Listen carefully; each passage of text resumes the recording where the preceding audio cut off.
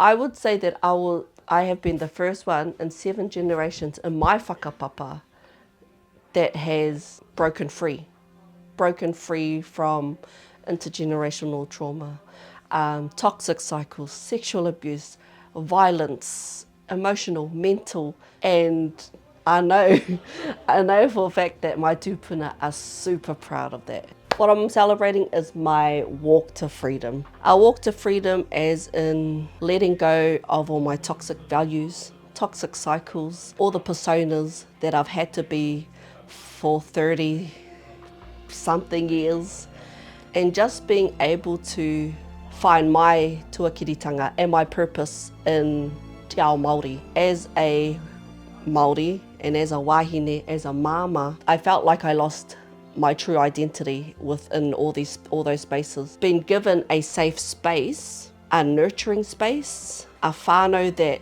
loves me unconditionally, I've been able to let go of all of those things that had suppressed me or oppressed me, and been able to flourish and find empowerment within myself, within my whānau, and for my tamariki. That's been my purpose here, is being able to release the toxic relationship that I was in for 17 years. Within that 17 years, I was abused sexually, emotionally, mentally. I didn't know how to walk, I didn't know how to talk, I had no mana. I was just a vessel. That's all I felt like, a vessel. To be treated so cold. It felt so cruel. Like, there are many nights where I wished I didn't wake. There were many days when I woke and I was like, oh, here we go, another day to survive. That's all I felt like, I was surviving. But over these 2.5 years has been the first time I felt like I have been living.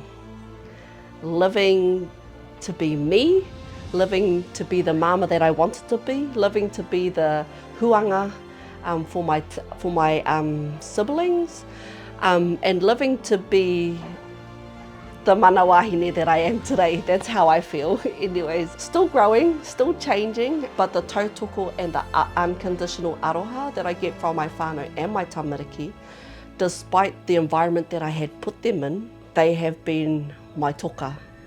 They have been my ahuru mōai. They have been my joy, my strength, and everything that I am today. Mei kore ake nei rātou, ka hore tēnei wahine e kōrero ana me pēnei ai. When I went through those moments I found one little hinatore within me, which came from mahi rongoā. Mahi rongoā has been my drive, and my tamariki and my whānau have been my waka. They have been my waka through everything. I know there's a lot of wahine that are still stuck in those cycles. I just want to reach out to those wahine that are still there, that, hey, kai a koe te mana, kai a koe te tikanga, ka taia e koe.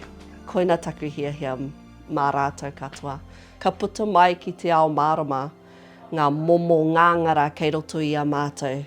Ai, koina te mea nui, bring it to the light. Even though it hurts, just know that you have to be the solid one. Kia nei, I ki te ao mārama. I ki te au i te atahuatanga o te ao Māori, o tātou nei tūpuna.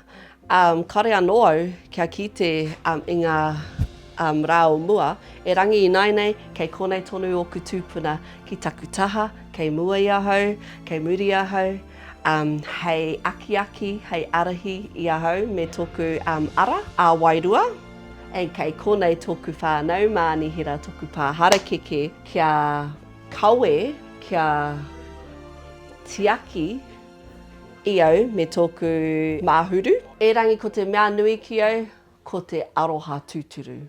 I think for other wahine, even tāne, other tangata that are still going through the things that I have been through, me whakapono ki a koe. Me whai ki roto i a koe, ahatea ngā pōuriuri, he pai ake te pōuriuri. Ka kite koe te hinātore, ka kite koe i te ao mārama, ka kite koe i tō arakitua, ka kite koe i o tūpuna, pēnā ka noho tonu ki roto i te pōuriuri.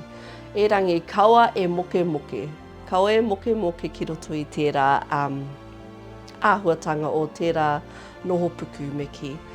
Me whawhai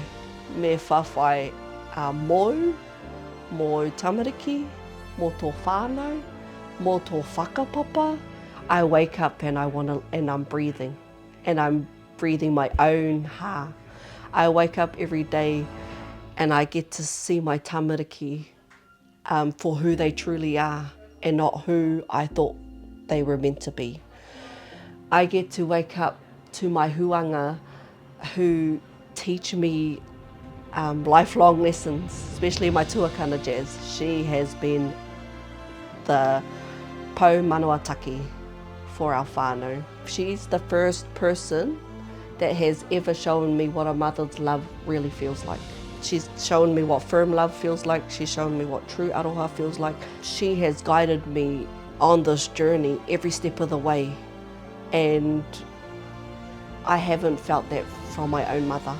If I was truly to say something to her, I would say she has been my number one purpose. She's given me the most strength. She's shown me aroha. She's trusted me when nobody else would. She's been my mama. You know, although she's a mama to my tamariki as well, she has the biggest heart, and e kore taku aroha e memeha haere mōna.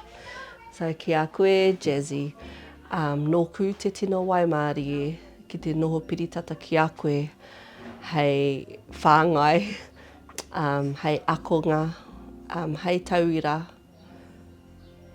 kia pua wai ai, hei mana wāhine.